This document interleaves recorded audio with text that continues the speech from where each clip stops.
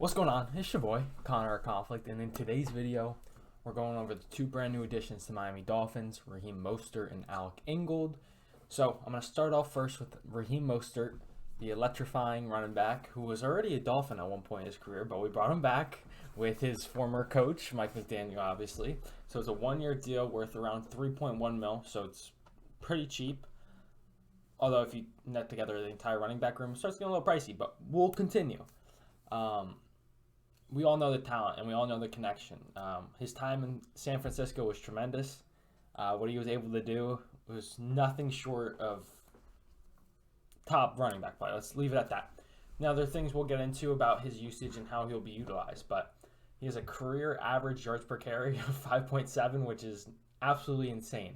We are all very excited with Chase Edmonds' yards per carry last season, and we're bringing in another guy with that high yards per carry, which is stuff that you like to see. Let's just leave it at that. So like I said, there's obviously that connection to him and Mike McDaniel from their time in San Francisco and operating in the same exact scheme.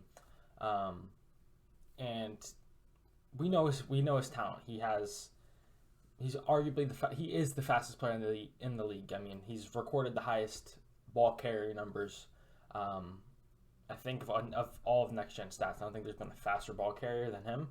It was like 23 miles per hour, which is absolutely insane.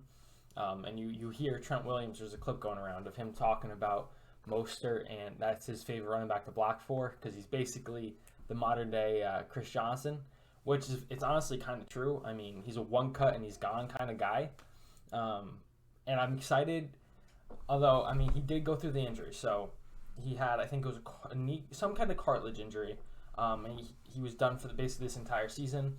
Now, a report came out in the beginning of free agency saying his recovery is on track and he shouldn't take any steps back physically. But you know how those reports go, especially when he's trying to get paid.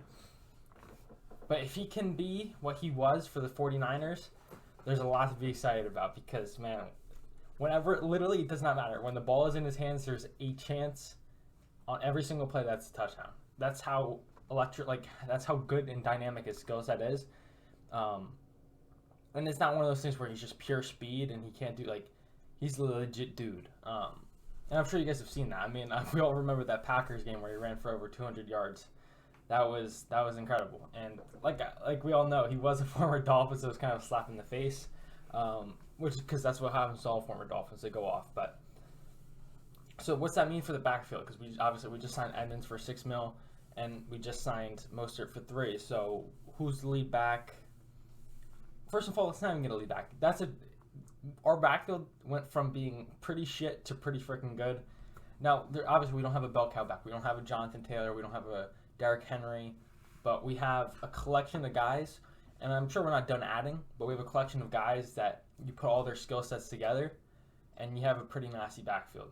And that's the thing. It's not one of those things where it's by committee, but they're being utilized in weird positions and obvious positions, like in the past when you have Myles Gaskin in on certain downs and you kind of know what's going to happen. You have Malcolm Brown on certain downs, you know what's going to happen. This is different because they can blend their skill sets so that they do the things that the other people do to keep the defenses on their toes. Now, obviously, they're all going to have their specific roles, but they're all dynamic and have that skill set where they can do multiple things. So both guys aren't lead backs. Edmonds isn't a lead back. Mostert isn't a lead back. You look at their numbers in their career, none of them carry the ball a ton in the season. They're not 25 carry a game kind of guys.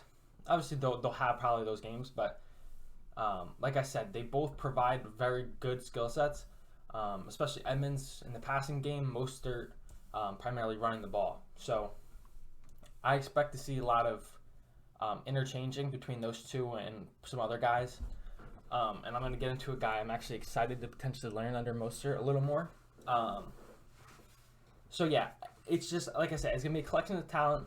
Both aren't big workload guys because, like I said, Mostert's most carries in the season is 137. Let's get Chase Edmonds. Chase Edmonds' most carries in the season is, what is it? 116. So like I said, but guess what? You combine those numbers and you have not a full season's workload, but you have a pretty solid workload. So I see these guys being alternated on early downs. I think third down will primarily be Edmonds down, just because he's a very good receiver and a bigger guy, so I'm sure he holds up better in pass protection as well. And the last guy I want to mention, I feel like, I don't know if he's going to make the team, but Salvon Ahmed, he has a very similar skill set to Mostert, and as I previously mentioned on this program, he's been with the 49ers before, so obviously they had an eye for him to potentially fit the scheme, and they cut him, so I think this is a chance for Salvon Ahmed to potentially fill a role on this team too. Very similar to Mostert, so he might be a P squad guy, and if Mostert gets hurt, he'll be a pretty easy replacement. But that's it for the running backs. I'm excited. I think it's a very, very exciting room. So I'm going to go back to, I guess, another considered back, and it's Alec Ingold, fullback from the Las Vegas Raiders. We signed him to a 2-year deal worth up to $7.5 million. We're making him the second highest paid fullback in the league, and I think it's pretty deserved. I've known about Alec Ingold for a while. I don't know the first time I was introduced to him, but I'm a fan of, shout out to Will Compton and Bussin' with the Boys. But he was one of the early guests, and I listened to the whole pod. And he's like a good dude, and he's just talking about how he was like the battering ram for Josh Jacobs down there in Vegas. But I mean, even beyond just being a fullback, like he's a phenomenal talent for that position, an athlete. Like, not only can he just block, he can run the ball, he can catch the ball, and he also could jump over a motherfucker. So, I mean, he's I don't know. He's a very dynamic. Like most fullbacks, they can just block. They can do like some small dirty work, but like he's a legit athlete. Like just go type in Alec Ingold highlights and watch him jump over 10 people. Like he run through someone, he jumps over him. He blocks. Like I hate comparing. Like he's not Juszczyk, but he's got a very similar skill set to Juszczyk, and you don't have to worry about. He's not like a budget Juszczyk. He can do his job to a very high level. So I think this is a great signing. He's coming off an ACL tear, but he's expected to be back for training camp. No worries. Also, not only is he a phenomenal player on the field, he's also a team captain, so obviously that speaks to his character. And I recommend if you guys have the time on your hands, go check out that podcast I mentioned. It's a good listen, and you see the kind of guy he is. And you saw if you saw when he went down with his ACL tear, like how affected some of his teammates were by it too, because they all love the guy.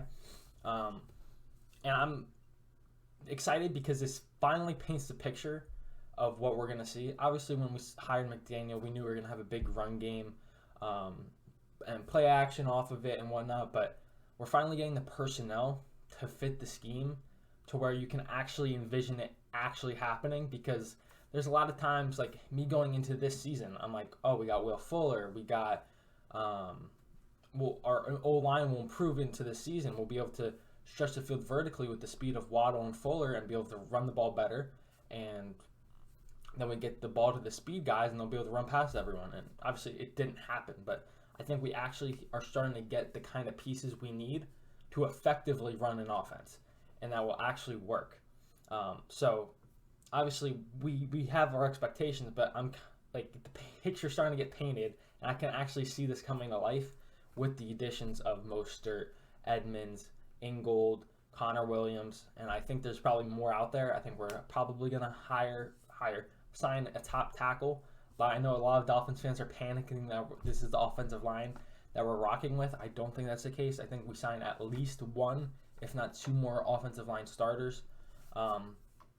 Plus we have the draft that we can add a guy, or maybe we don't even use that pick on a draft pick and we trade it for a proven veteran guy, which is something I hope we actually look into doing. So that's it for this video. Let me know what you guys think down below of these signings. I'm a big fan. I actually forgot I do gradings on signings. So Mostert signing, I'll give a 9 out of 10. Alec Ingold, I'm giving a 9.6 out of 10. I love the Ingold signing. I think he's a tremendous fullback, and he actually fits perfectly for this what we want to do as a team. So appreciate you guys for watching. It means a lot to me. Please like and subscribe, and until next time, I'll catch y'all.